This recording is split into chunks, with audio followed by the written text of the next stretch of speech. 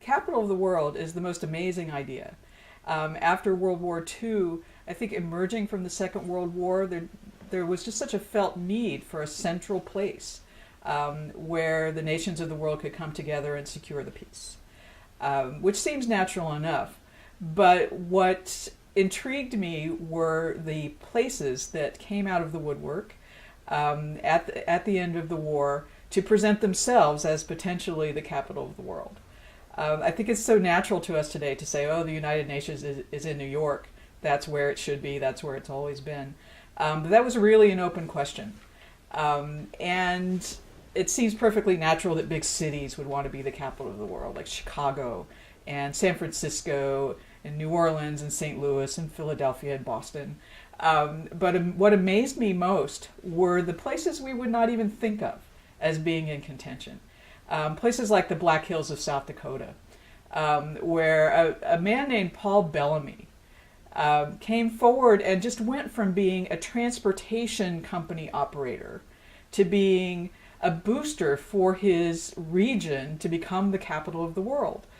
So he moves literally from the Rotary Club to the halls of the emerging United Nations to promote his cause. Similarly, there was a woman in Sault Ste. Marie, Michigan, who I think of her as sort of being the Wizard of Oz behind the curtain, because she didn't come out in any sort of public way, but she was behind the campaign. She was the voice of the campaign that other people were the public face of.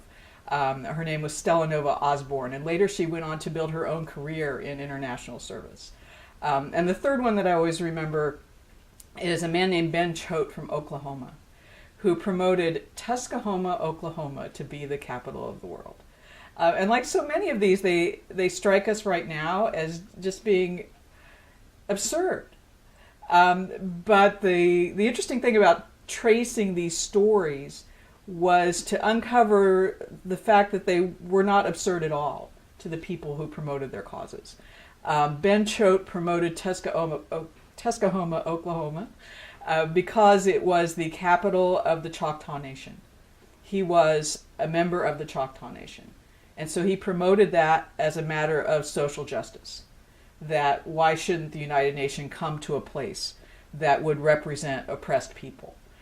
So there was an undercurrent of seriousness to all of these things, as funny as they seem to us.